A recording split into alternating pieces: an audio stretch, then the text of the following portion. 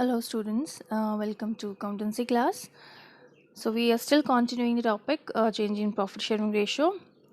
आज हम इसमें से करेंगे change in profit sharing ratio with capital adjustment. So the new thing here it is capital adjustment. तो अभी तक हमने simple questions किए थे.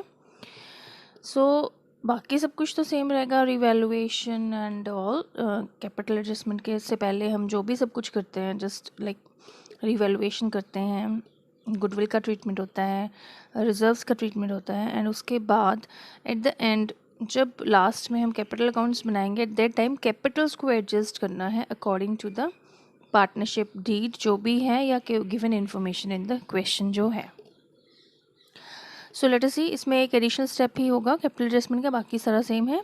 तो सबसे पहला स्टेप हमारा है to read the statement and underline the important information जो हमें हेल्प करेगी to reach up to the solution, to find the solution or to complete the solution.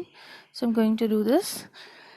A, B, C and D. There are four partners in a firm sharing profits in the ratio 3:2:3:2. On 1st April 2016, their balance sheet was as follows. So balance sheet is given to us and इसमें जो given information है that is about the capital balances, then sundry creditors and workmen compensation reserve on liability side, and on asset side we have fixed asset and current assets. Now let us see what is the information given in the question about this. From the above date, the date is written over here, that is 1st April 2016. The partners decided to share future profits in 4, 3, 2, 1. This is the new ratio and that was the old ratio. For this purpose, goodwill of the firm was valued at rupees 2,70,000. से firm की goodwill हो गई, इसका goodwill treatment होगा. It was decided that the claim against workmen compensation reserve was estimated at rupees 30,000 and workmen compensation reserve balance sheet में है 25,000. So reserve के से ज़्यादा है claim तो ये revaluation में जाएगा, loss होगा. Fixed assets were to be depreciated by rupees 25,000. So fixed asset की value में reduction हो रहा है, that is again an item and entry of revaluation account. Adjust, third treatment है adjust the capitals of the partners according to new profit sharing ratio by opening current accounts. तो अब हमने capital accounts को adjust करना है और जो differences आएंगे because of the adjustment, जो भी differences आएंगे उसको current account में transfer करना है. If this line has not been there, by opening current account नहीं होता लिखा यहाँ पे, simply लिखा होता है adjust the capital of the partners according to new ratio, तो हम कैश अकाउंट में ट्रांसफ़र कर देंगे डिफरेंसेस. अगर कुछ क्लियरिटी नहीं है डिफरेंस को किधर डालना है, जो भी एडजस्टमेंट में आएगा that would be transfer to cash account. But अगर लिखा है क्लियरली तो ऑब्वियस है जो इंस्ट्रक्शन है हम उसी के अकॉर्डिंगली करेंगे. Now what we have to do is prepare evaluation account, partners capital accounts and balance sheet of the reconstituted firm. अब इस तरह के क्वेश्चन में आपको जैसे अभी तो अकाउंट्स बनाने आ गए हैं, but sometimes entries have been asked, तो आपको एंट्रीज करनी पड़ सकती हैं और फिर ये सारे अकाउंट्स जो हैं वो आपके वर्किंग नोट में बनेंगे, क्योंकि इन्हीं की बेसिस पे कैपिटल एडजस्टमेंट की एंट्री करने के लिए we have to calculate the capitals, है ना. तो अगर हमें अकाउंट्स बनाने के लिए बोला है तो we just make accounts, otherwise अगर हमें एंट्रीज़ के लिए बोलेंगे तो जस्ट एंट्रीज़ बनेंगी. No account is required to be prepared in the solution. वो वर्किंग नोट में आप अपने कन्वीनियंस के अकॉर्डिंगली, अपनी अंडरस्टैंडिंग के अकॉर्डिंगली वर्किंग नोट में अगर अकाउंट बना के एंट्रीज़ करना चाहते हो that is very much up to you. और आई विल सजेस्ट कि अगर एंट्रीज आ जाती हैं ऐसी रिवैल्यूएशन की, just make an account at the rough work में बनाओ, टी शेप अकाउंट बनाओ without any narration and all. सिर्फ टी शेप अकाउंट बनाओ तो so that you come to know the profit और लॉस एंड ऑल. और जब आप एक अकाउंट बना लेते हो फिर उससे कंबाइन एंट्री इकट्ठी कर सकते हो, रिवैल्यूएशन को एक बार 3 एंट्रीज में सम अप कर सकते हो, डेबिट की एंट्रीज, क्रेडिट की एंट्री और लास्ट में प्रॉफिट या लॉस की entry. So better you make a rough में, अगर एंट्रीज के लिए क्वेश्चन में सिर्फ एंट्रीज हैव बीन आस्क्ड, तो make a rough account in your working note. So now we will start this solution to this question. The first entry I've done here is revaluation में वो workmen compensation reserve की है. तो reserve is only 25,000 जैसे अभी statement में हमने पढ़ा, and the claim is 30,000. तो claim is more than reserve, तो जो 5,000 है कंपनी को अपनी पॉकेट से देना पड़ रहा है ना, अवेलेबल प्रॉफिट से, तो वो 5000 उसके लिए लॉस हो गया रिवैल्यूएशन में। अगर रिजर्व से ज़्यादा क्लेम हो तो वो लॉस होता है रिवैल्यूएशन में आएगा, तो 5000 रिवैल्यूएशन में आ गया। और दूसरा ये रिफ्लेक्ट होगा, जो ये है वर्कमैन कॉम्पनसेशन का जो क्लेम है, that will reflect in the balance sheet. Why? Because ये क्लेम सिर्फ एस्टिमेट हुआ है, अभी पे नहीं हुआ है, पे होने की डेट अभी फाइनलाइज नहीं हुई है, तो अभी पे करने रहता है, तो it is a liability. So now what will happen, the reserve workman compensation reserve will be abolished, now it will not be written in the books. खत्म हो गया, फिनिश्ड हो गया वो, उसको हमने एडजस्ट कर दिया है। और जो अमाउंट था वर्कमैन कॉम्पनसेशन रिजर्व में वो क्लेम में ट्रांसफर हो गया, वो provision for workman compensation claim plus 5000 हमने रिवैल्यूएशन से वहाँ से लिया, तो टोटल 30,000 का जो है वो वर्कमैन का क्लेम का प्रोविजन क्रिएट कर दिया हमने लाइबिलिटी साइड पे। पार्टनर्स को कुछ नहीं मिला because reserve is less than the claim. Now next was about the depreciation in the fixed asset. I'm going to take it out the statement. Let us see. The second number पे जो entry है, fixed asset to be depreciated by ₹25,000. So I've just made a video, आपने देखा होगा revaluation का, to and by है ना, to में होता है तो we will just find the difference कितना है book value में और revised value में, revalue जो asset है या liability है, and difference is profit or loss.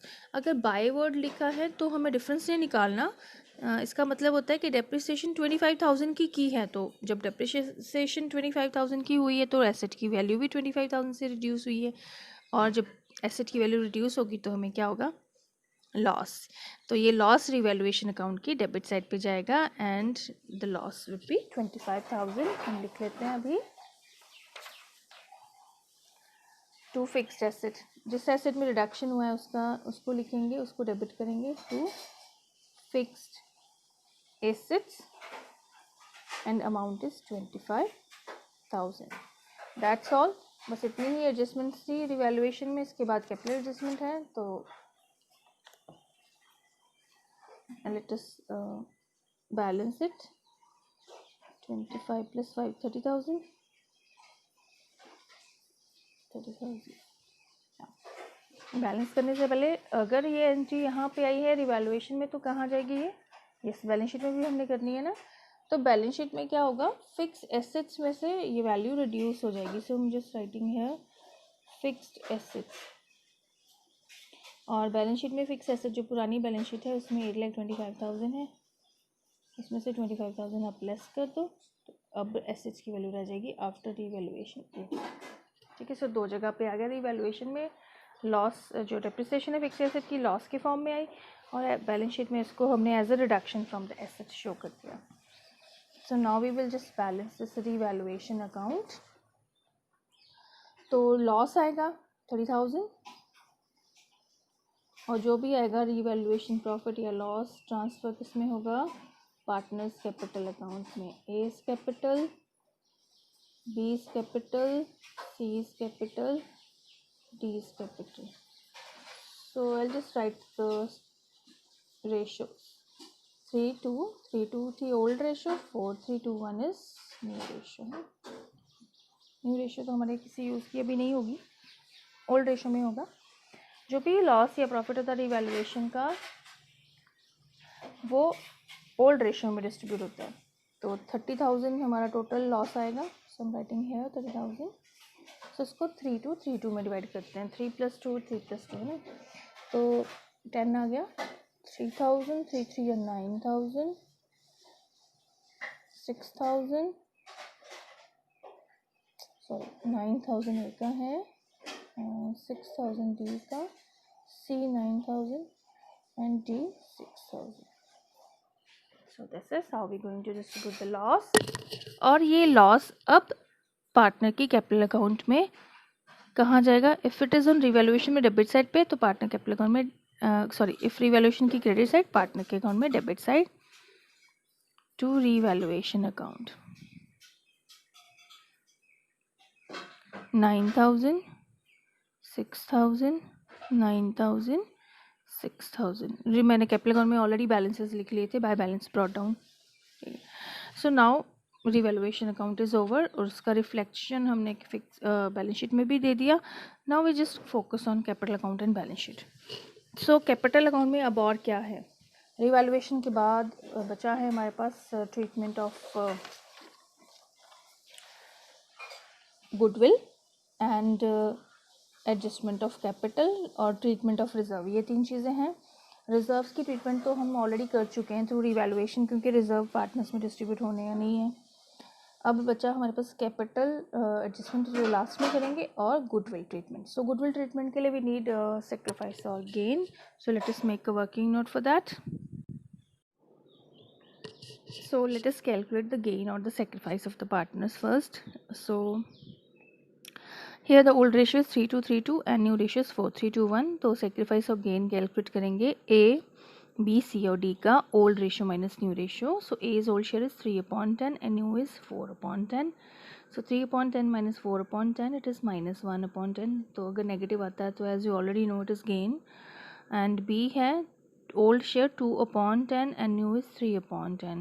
So 2/10 minus 3/10 again minus 1/10 it is a gain. Now C, old share is 3/10 and new share is 2/10. So you will get 1/10 plus में है sacrifice.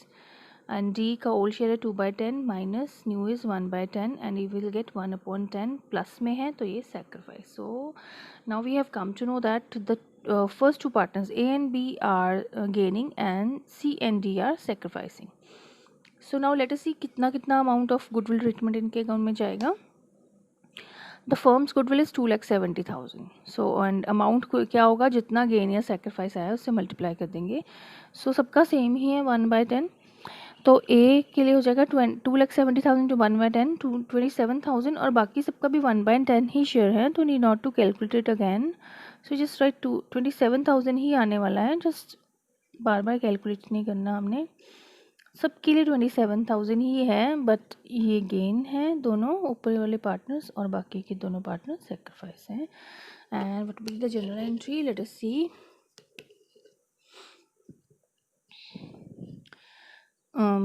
As gaining partners capital account debit होने ना, तो A's capital account debit,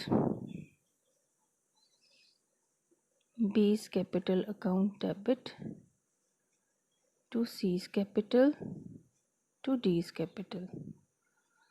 A's capital account में 27,000 debit, B के capital account में 27,000 debit, C के account में 27,000 credit, 27,000 credit. So the accounts both sides are equal now and entry has been passed.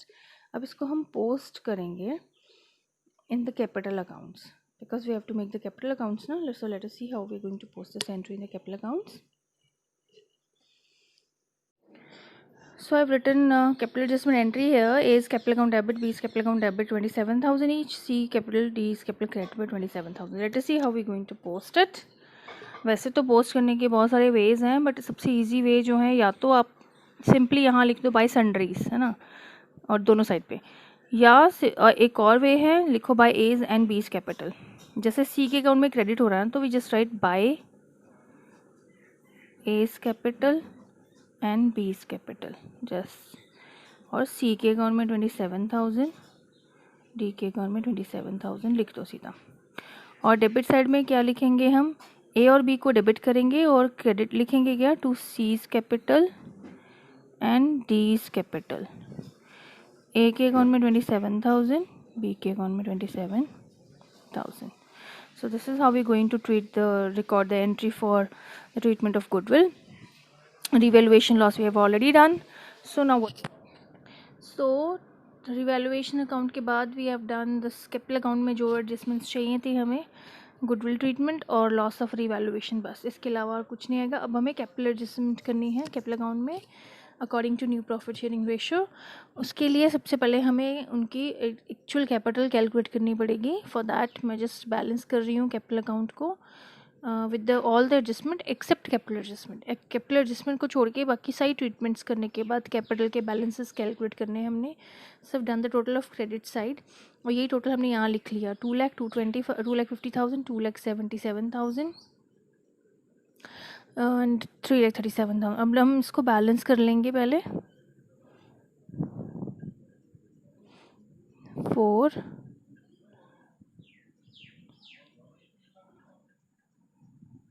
So it is 1,64,000 और इसका balance आ जाएगा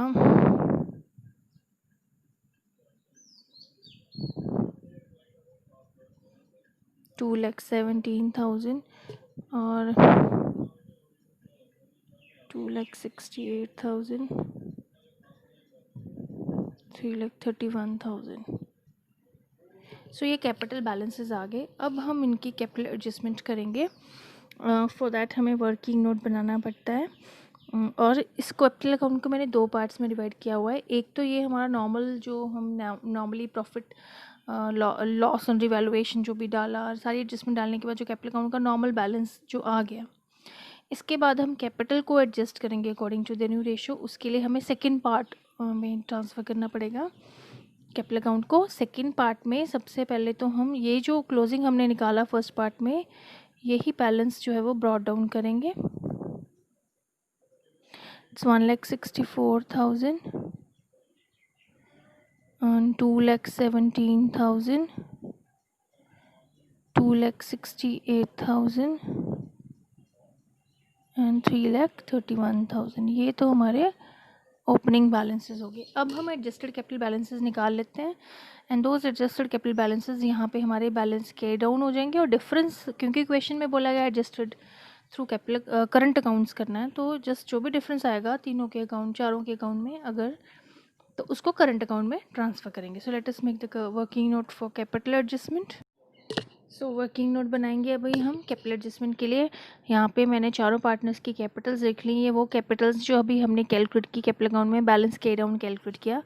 ए का 1,64,000 आया था, बी का 2,17,000, सी का 268 एंड डी का 331। जब हम चारों की कैपिटल को ऐड कर देंगे तो हमारे पास फर्म की न्यू कैपिटल आएगी। Why it is new? Because इसमें सारी एडजस्टमेंट्स हो चुकी हैं एंड जो भी आएगा this is the new capital of the firm, जो कि इसको ऐड अप करके आएगी।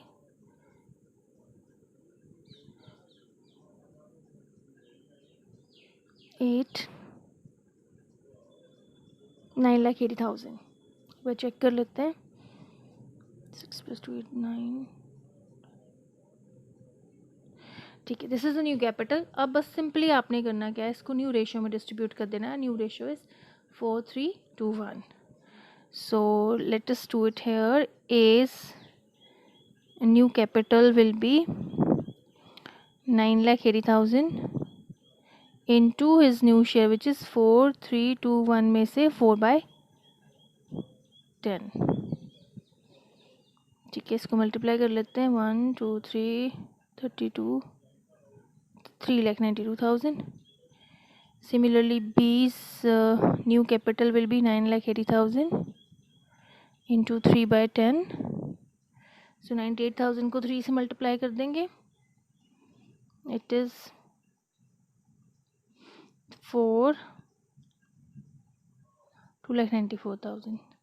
C's new capital will be 9,80,000 into 2/10, 1,96,000। D's new capital will be 98,000 into 9,80,000 into 1/10, तो इट इज़ 98,000। अब ये उनकी एक्चुअल कैपिटल्स बन जाएंगी, क्लोजिंग कैपिटल्स, और जो डिफरेंस होगा वो करंट अकाउंट में ट्रांसफ़र हो जाएगा, डेबिट या क्रेडिट। तो अब हमने ये जो अभी न्यू बैलेंसेस निकाले कैपिटल के, वो सारे ए बी सी डी के जितना इतना बन रहा है डेबिट साइड पे टू बैलेंस के डाउन लिख लिया। ए 392, बी 2,94,000, सी 1,96,000 और डी 98,000। अब हम ये हमारा एक्चुअल कैपिटल और रिक्वायर्ड कैपिटल को कंपेयर करेंगे and we will see with the difference will be on which side. जैसे ए के केस में debit side is greater and credit side is smaller, तो difference will be on credit side. तो लिखेंगे by current account और इसको balance कर लेंगे। 3,92,000 इधर का ऑर्डर टोटल है, वो इधर आ जाएगा 3,92,000 और डिफरेंस कैलकुलेट कर लेते हैं हम। 4 + 8 12 7 2 9 2,28,000 क्रेडिट में आया। और बी के केस में भी 2,94,000 डेबिट साइड पे ग्रेटर है और क्रेडिट पे 217 है, तो इसी साइड को डिफरेंस विल बी डन, जो आएगा टोटल इसी साइड को करेंगे और difference will be on credit side. 2,94,000 और डिफरेंस हो जाएगा वो 0 0 7 + 7 14 2 7 9, इट इज़ 77,000। अब सी के केस में देखो 2,68,000 क्रेडिट में है, डेबिट में 196, तो डेबिट साइड पे डिफरेंस आएगा, तो टोटल 2,68,000 को करेंगे, यही टोटल दूसरी साइड पे लिखेंगे डेबिट पे, और डिफरेंस जो है वो करंट अकाउंट में लिख देते हैं 0 0 6 + 2 8 9 + 7 16, इट इज़ 72,000। और क्रेडिट साइड इसका भी ग्रेटर है डी का, 3,31,000 and the difference 8 + 3 11, 2,33,000. So this way we're going to do this.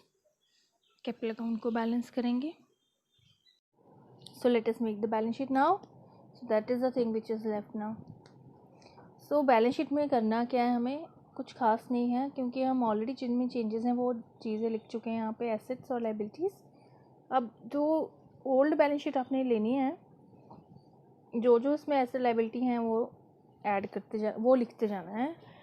अब क्योंकि जो चेंजेस थे वो हम रिकॉर्ड कर चुके हैं, अब वही बचे हैं जिनमें कोई चेंजेस नहीं है. और कैपिटल अकाउंट, जैसे यहाँ पे सबसे पहले लाइबिलिटी साइड पे कैपिटल्स हैं, तो we just write capital A, B, C and D. But अब आप कौन से कैपिटल अकाउंट्स के बैलेंसेस लोगे, जो भी आपने कैलकुलेट किए हैं, जो सेकंड पार्ट था आपके कैपिटल अकाउंट का, उस पार्ट का बैलेंस कैरी डाउन उठाना आपने. फर्स्ट पार्ट का कैरी डाउन नहीं लेंगे, ये यहाँ पे ब्रॉट डाउन हुआ था और ये अब इसके बाद हमने कैपिटल एडजस्टमेंट कर दिए, this is the new capital. तो अब ये वाले जो कैपिटल बैलेंसेस हैं वो रिफ्लेक्ट होंगे बैलेंस शीट में. 3,92,000, 2,94,000 बी का, C 1,96,000 एंड 98,000 डी का. इसको ऐड कर लेते हैं, इट विल बी 9,80,000. ठीक है. और इसके अलावा सन्ड्री क्रेडिटर्स, वर्कमैन कॉम्पनसेशन तो ऑलरेडी डन है, तो सन्ड्री क्रेडिटर्स नो चेंज, क्योंकि हमने रिवैल्यूएशन में इस पर कोई चेंज नहीं है, तो ये ऐसे के ऐसे रहेंगे 90,000. Now come to asset side. Now asset side पे वी हैव फिक्स्ड एसेट, वो हम ऑलरेडी लिख चुके हैं यहाँ पे आफ्टर डिप्रिसिएशन. करंट एसेट में there is no change, so current asset को एज इट इज़ नोट कर देंगे.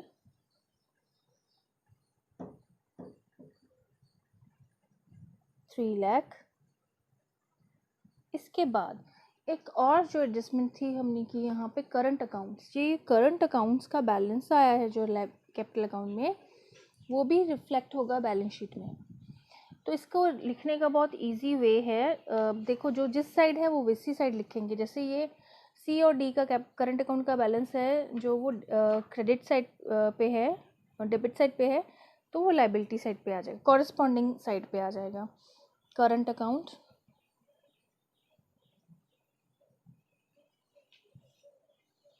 C and D,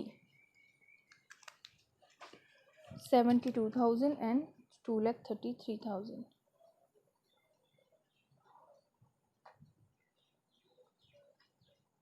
टोटल यहाँ लिख लेते हैं. और ये जो क्रेडिट साइड पे आ रहा है कैपिटल अकाउंट के करंट अकाउंट का बैलेंस, ये उसकी corresponding side, that is the asset side, वहाँ पे लिखेंगे. A and B. A is 2,28,000, B is 77,000.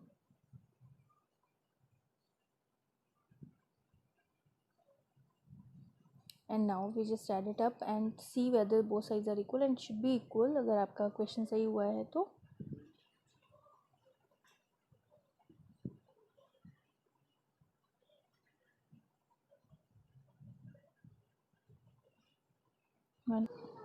So now you can see that both sides have the same total, so your correction is correct, but it is not always so. आपकी दोनों side equal हो सकती हैं, but technical कोई error हो सकता है.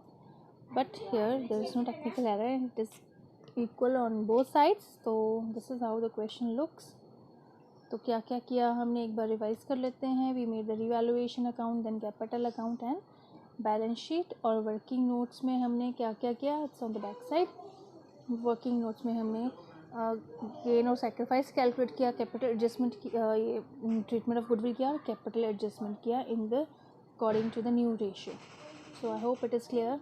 Thank you.